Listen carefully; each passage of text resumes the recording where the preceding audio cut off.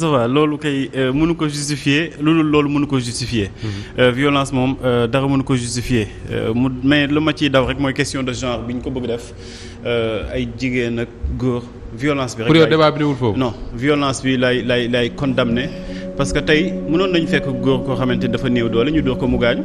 am na assemblée. absolument donc violence bi dara mënu ko justifier leneen li nga xamante ne dama koy condamner sax balaa may commencer ci li ma bëgg wax mooy en fait dafa am loo xamante ne moom lañ tuddee secret médical. te yaakaar naa ni nit ku nekk war nañu mën a sàmm sa vie privée. oui moi j'ai pas aimé la sortie de docteur Malick Diop. man j'ai pas compris déjà moom c'est un professionnel. oui pharmacien. j'ai pas compris moom mu taxaw ci hémicycle bi njëkk na taxaw ak journalistes yi di wax li nga xamante ni moom mooy diagnostic gu malade boo xamante mi ngi tëdd hôpital loolu boo ko defee yaa ngi violer li nga xamante mooy le secret médical parce que secret médical mi ngi concerné diagnostic bi ak bilan ki nga xamante ni moom la concerné loolu tant que moom ci boppam partagé wu ko kenn amul sañ-sañ toog ci ay mbooloo di ko wax. surtout nag ni ñu ko bëgg jëlee di ko politiquer aussi dañu am ay réalité surtout ci réew moo xam ne sax nag Pape dooguma la de mais souvent nit bu nekkee jigéenu wérul. moo tax man la dañu am ay réalité kenn du ko wax. moo tax man la dañu am ay réalité voilà du ñun réew mi voilà. dañu am ay réalité voilà surtout donc am na yoo xamante ni politique boo fa mën a yegg bu ñuy demander sanction image yee ngi fi nañuy jéem a wut ay arguments yu ñuy demander sanction mais nañ si génne yenn mbir yi te yaakaar naa ni loolu waruñu ko mën a politiquer maintenant beneen mbir bi nga xamante ni aussi bëgg naa ko ci wax te wax rek te yàlla rek tax assemblée bi yaakaar naa semaine passée dañ doon toog mu ne révélation bi révélation bi Samba Dang la parce que man xaw ma ko woon dama toog à travers coupures yi may gis ci réseaux sociaux yi di ko déglu bu ma koy déglu ci hémicycle bi damay gis ku dal kii waxee xel mais aussi koo xamante ne parfois day waxee xol di représenter askan bi di wax li nga xamante mooy préoccupation askan bi nga xamante ni moo ko yóbbu assemblée nationale. nu ma ko gisee ci moom gis nga si Guy Marius Sagna gis nga aussi ci femme bi nga xamante ni mi ngi bokk benn bokk yaakaar nekk doomu daara saa yu yëgtee kàddoom nga gis dañuy jël message am yi di ko partager ci réseaux sociaux yi. mais de la même façon Ndeye Diène voilà waaw taxaw Ndakaar la bokk ah d'accord kooku Ndeye Yacine Ngouda Diène d'accord Ndeye Yacine moom ak ñeneen ñoo xamante ne bu ñuy waxee dara ci assemblée nationale mais ñëpp a koy partager parce que dañuy fàtte kii appartenance bi lijjantiwuñu ko li ñuy lijjanti mooy kii porté wu discours ak li muy wax nii ndëgam tey jii dañ siy gis suñu bopp ñun askan bi mais de la même façon noonu ngay gisee aussi bu nit ki di wax presque les mêmes personnes ñooy jug di yuuxu ak di sànni loxo ak di saaga te yaakaar naa ni féministes yi man terme boobu sax bëgguma ko te souvent dañuy jël ay mbir yoo xamante ne dañ koy jëlee Occident ak indi ko au Sénégal bu ñu amee combat yu ñu war a porter du man maa leen koy wax mais mën naa leen def suggestion bureau assemblée nationale boobu parité bi waroon nañ si teg seen bakkan ba parité boobu am fa. bureau assemblée nationale dafa war a paritaire loolu moo jaroon tey jii ñu def conférence de presse te ñoom waa Benno Bokk Yaakaar bu ñu ko bëggoon def ñu def ko ñoom ñu taxawoon naan téye leen seen sëriñ bu ñu ko bëggoon def yaakaar naa dañ koy def tey beneen combat boo xamante ne war nañ ko mën a porter mais pourquoi bu ñu demee assemblée nationale yenn rôle yi parce que loolu jeu de rôle yooyu noonu ñëpp xam nañ ko moo am assemblée nationale bu Samba Dang di wax dañuy naan Pamata du bindu tànku Samba Dang mii ñu ko dégg du comme c'est-à-dire comme attaquant ak défenseur. ku nekk dañ lay jagleel koo xamante ne bu waxee yaa koy tontu yow doo bindu de yow amoo loo wax ci li nga xamante ne mooy ministre bi mais dañ lay naan bu Mame Birame Wathie waxee yow dama ngay inscrire ci suufam bu waxee nga tontu ko te le plus souvent dañuy jël ay femmes di leen dévaloriser di leen jouer loo yenn rôle yoo xamante ne ñoom duñu nangu seen jabar di ko def duñu nangu seen doom di ko def. lu tax femmes yooyu di ko nangu. non parce que dañuy abuser souvent ci seen naïveté parfois aussi dañuy abuser ci seen ay faiblesse parfois dañ leen di nax di leen gëmloo ni que nii ngeen di def noonu ngeen rendre service président Macky Sall mais ñoom bu ñu amoon xel tuuti président Macky Sall nekk na fi ministre nekk na fi président assemblée na est-ce que mosoon nañu dégg président Macky Sall di def yenn bases yi donc ñoom ñu koy def wala ñu leen koy defloo la moo tax ñoom duñ ko def. est-ce que quelque part Pape je pose la question autrement est-ce que quelque part femmes yooyu mënuñu xalaat leen ne réew mi ñi fi am cër ci jamono yu ñu weesu ñoom ñëpp boo seetloo en tout cas ñeent ci ñoom ñi ma ko sañ a wax boo seetloo c'était des gens yoo xam ne ci médias yi la ñu nekk di attaquer di saaga est-ce que mënuñu wax quelque part ne su ma bëggee am cër naa def comme ñooñu. non xam nga souvent ñu koy def du ñoo xamante ni seen jàng dañuy sori duñ ñoo xamante ni dañuy prétendre ci yenn postes yeeg yenn responsabilités yi. plafonné nañ. voilà ñooñu plafonné nañ. waaw plafonné nañu merci beaucoup plafonné nañu ñooñu tey jii li ñuy xaar peut-être mooy mallette yi nga xamante ne dañ nekk assemblée nationale te foofu aussi nga may aussi 2 secondes. rapidement ñoom sàmm yi avancé. Moustapha wax leen dëgg jot na. ba ñu demee ci commission dañu jël suñuy alal di ko séddoo. en commission ñoom député yi. commission finance. ba ñu paree ci commission des lois. ba ñu pare ñoom ñëpp 44 membres yi dañ leen jox ku nekk 1 million. ñoom ñeneen ñi nga xamante ne ay député simple nañ bokkuñu nekkuñ ci membre commission yi. ñu jox leen 500000. Guy Marius Sagna taxaw na assemblée wax ko mais kenn prêté wu ci attention mu ne ñun ñëpp jot nañu xaalis te xaw ma fu xaalis bi jógee ak fu mu munti jógee mais jot nañu xaalis xaaruñu loolu si ñoom. parce que xaalis boobu boo leen laajee xam nga lan lañ lay tontu. tradition républicaine. tradition quoi. tradition républicaine ba noppi xaalis boobu jógewul assemblée nationale mi ngi jóge ci ministère des finances man ma jàppee ni loolu pot de vin jàppee loolu corruption passive te yaakaaruñu ni loolu moom mooy indi rupture yi nga xamante ne moom nañ xaar ci assemblée nationale. Samba rek tegal foofu sa loxo après non loolu il faut ñu leeral ko mais ñu avancer tuuti. non il faut ñu leer non ne vous en faites pas. non mais soo ko bàyyi ba mu dem aussi.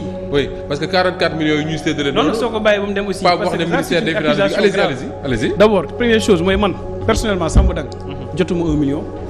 jotoo 500000. non jotuma 1 million. les 44 membres ku nekk 1 million. yow da nga ne dañoo jot les 44 membres ku nekk dafa jot 1 million. man membre commission finance la jotuma 1 million. que ça soit clair. donc loolu moo indi ci loolu la ca des nag yow yaa ko wax Guy Marius Sagna moo ko wax loolu bàyyi naa leen ko yéen ñaar mais man li ma wax ngi noonu. d'accord Mame Birame allez-y les victimes de violence ci réew mi tey Amy Ndiaye li ko dal j'imagine que ñi toog fii ñëpp mu def leen a métti dañ koy naqaru même si man je fais partie des gens qui ont dénoncé li nga xam ne moom la waxoon Assemblée nationale de la même manière je dénonce li nga xam ne moom moo ko dal mais est-ce que c'est la seule wala boog c'est la première victime de violence ci Assemblée nationale wala ci réewum Sénégal depuis 2012. ah non loolu kay mënuñu ko wax xam nga Sénégal moom d'habitude tant que la violence n'est pas physique rek elle n'est pas considérée mais violence moom wax dëgg yàlla moom la ñuy dundee depuis quelque temps mais par rapport ak Assemblée nationale. député bu ñu dóor ce n'est pas la première fois député bu dóoree ce n'est pas la première fois. bu yàggul dara rek maa ngi fàttali Djibril War. waaw dem représenter ñu Afrique du Sud. di xeex foofu bu yàq fa benn jigéen. kenn dajab député yi kenn dajab député africain. député ivoirien donc yaakaar naa ne doon nañ ci commentaire woon nañ ci. mais pas ni ñuy commentaire yi li xew nii. je rappelle également que assemblée nationale bi Ousmane Sonko yaakaar naa ba mu fa gëjee dañ ko fa attaqué woon xeex ba je pense que boobu moo nekk la dernière fois bu mu fa demee. assemblée nationale bi bii nag li tax mu demee nii. xam nga man neewoon naa que bi ñu naan au départ que ak force bi nga xamante ni opposition bi am na ko bu ñu ñëwee assemblée nationale débat yi dinañu xaw a équilibrer un peu. lu bëri dina mën a leer mais newoon naa c'est ne pas compter sur le président Macky Sall parce que loolu maa ngi koy wax depuis affaire kilifa. bi ñu ko jàppee mooy leen c'est comme si l'objectif du régime mooy wane ne ñun les acteurs politiques ñun ñëpp ñoo yem maanaam wane ne ñun ñëpp ñoo yem ñun ñëpp ay defkat lañu. léegi ce qui fait que boo ñëwee assemblée nationale yow par exemple Demba Dang mu ngi jàpp ne kat le ministre de la justice su ñëwee war na ko mën a interpeller ci ay tribunaux yu waroon a am dëkkam te amu fa. war na ko mën a interpeller également ci ab tribunal boo xamante ni nee nañ depuis 6 ans ndox mi daf ko nangu état bi du louer te xaalis bu muy louer mënoon na ko permettre mu construire yeneen i tribunaux. xam nga tout ça c'est des questions. yoo xamante ni pour man député yi waroon nañ ci waxtaan de sorte que bu ñu jógee ci session bi. Sénégalais yi dinañ ci mën a tirer l'essentiel. mais tey bu Samba Dang par exemple yéegee ci kaw strate bi.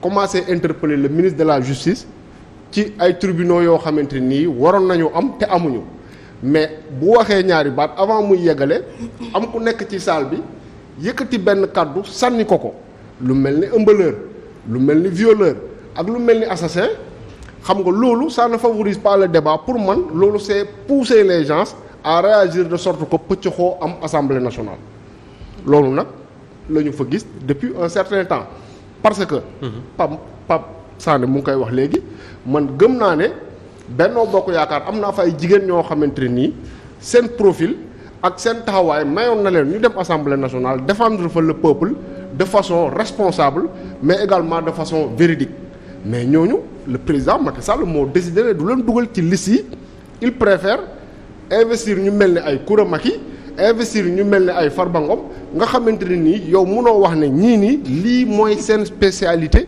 ci loo xamante ni xam-xam la ci loo xamante ni mënin la loo xamante ni bu ñu taxawee assemblée nationale wax ko dina amal njëriñ Sénégal ça n'existe pas léegi bu nekkee profil yooyu noonu la ñu dajale assemblée nationale opposition bi tamit parce que xam nga la différence un peu mooy ñi nekk ci opposition bi ñu ci bëri dañuy am benn carrière boo xamante ne nii dañuy xeex ba bu ñuy dugg ci liste yi nekkul ne dañ leen fay dugal parce que dañ leen yaa ñu neex mais dañ leen fay dugal parce que am nañu benn jaar-jaar contrairement ak le président Macky Sall nga xam ne moom profil yi ko neex mooy koo xamante ni par exemple restaurant la doon jaay bénéfice lu mu gën a bëri 5000 lay am par jour kooku soo ñëwee yóbbu ko assemblée nationale di ko fay près de 2 millions jox ko auto de fonction mais boo ko nee attaqué kii wala nga ne ko attaqué kële mais il va le faire tout simplement te loolu boo gisee ci opposition bi ay benn ñaar ñoo xamante ni suñu waxee nga ne ñii fu ñu yeewoo loolu li nga koy remarqué ci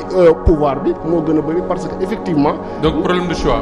problème de choix mooy ñoo xamante ni dañ leen a jël teg leen foofu te amuñu fa absolument pas de place wax naa ko waxati ko assemblée nationale ña fa nekk ñooy représenter les sénégalais bu ñu nee équipe nationale Sénégal bii nii kat. jàpp nañu ne mën na def résultat jàpp nañu ne amul benn joueur boo xamante ni mën nañ ko joxoon ñu ne kii lan lay def fii kii kat Aliou Cissé daf ko jël parce que tout simplement. da koo neex daf ko neex xam nga Madiambal mu seytaane bi mu ngi fi doon sulli waxu doomu Khalilou Fadiga bi. yaa ngi koy fàttali Noah Fadiga. ñu ne daf ko jël tout simplement parce que. doomu copain la. doomu copain la mais xam nga loolu noonu à un moment donné mënoon na susciter coow parce que Madiambal dem na ba à un moment donné mu nar a tax loolu susciter coow mais xam nga tey loolu amul. bu nekkoon ne par exemple loolu dafa am ñi jàpp ne kii kat dañ ko choisir tout simplement. parce que doomu Fadiga parce que doomu mais bu boobaa. Sénégalais yi nga xamante ne nii ñu ngi toog di supporter équipe bi bu ñu gisee ñaar ak ñett ñu mel noonu mais yaakaar gi ñu amoon ci équipe bi dootuñu ko am parce que dinañu jàpp ne. Aliou Cissé kat tànnul les meilleurs joueurs dafa tànn ñoo xamante ni xëy na ñenn ñi ñooy les meilleurs mais ñeneen ñi da leen a tànn tout simplement parce que da koo neex wala dafa am ñu mu bokk ak ñoom. ici tamit c'est la même chose bu nekkee ne yow da nga bëgg une représentation parce que Sénégal li ñu fi war a wax moo bëri man des fois je suis étonné sax ma ñëw may suivre. Session assemblée nationale. ab ministre toog ak li nga xamante ni war nañ ko laaj yëpp nga xamante ni Sénégal fu mu toll nii tey y a tellement de problèmes nga xamante ni c'est pratiquement l'une des rares occasions bu député yi am war a jàkkaarloo ak ministre bi interpeller ko sur des questions bien précises. yoo xamante ni dafa am solo ci askan wi mais on ne le fait pas pendant ce temps ay Koura Macky mu ngi foofu di tëmbal ay xeer que lee ngi fële di tëmbal ay xeer de sorte que le débat day mujj jaxasoo. lii xew nii nag je pense que c'est une première Abbas Fall mu ngi wax ne lii xew nii mën nañu gis lu ko gën a grave mais man je ne dirais pas le contraire parce que xam nga. rab ni ñu daaneel foofu maam bi te xam nga leneen lu gën a doy waar. mooy que Sénégal dafa war a nekk sëriñ am ay taalibe. Sénégal. dafa war a nekk sëriñ am ay taalibe. ndax bu ñu ko agressé ay taalibeem yëpp.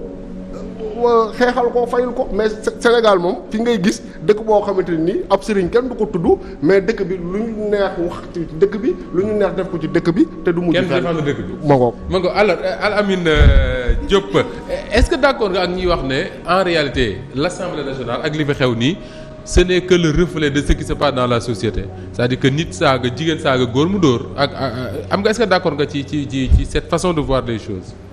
Bon, pas tellement mën nañ ko nuancer. Parce que quand même dans la société il y a des personnes correctes. Absolument boo duggee am na ay nit yu correct yoo xam ne ay personnes bien éduquées et tout mais pour man li xew assemblée nationale dafa jéggi cadre boobu parce que pour man dañu war a poser wu la question à savoir déjà kan moo war a nekk député Sénégal loolu le profil du député. voilà pour yow dañ ko war a interroger. ouais le profil du député dañ ko war a xoolaat kan moo war a nekk député kan moo war a am responsabilité pour dem représenter askan bi.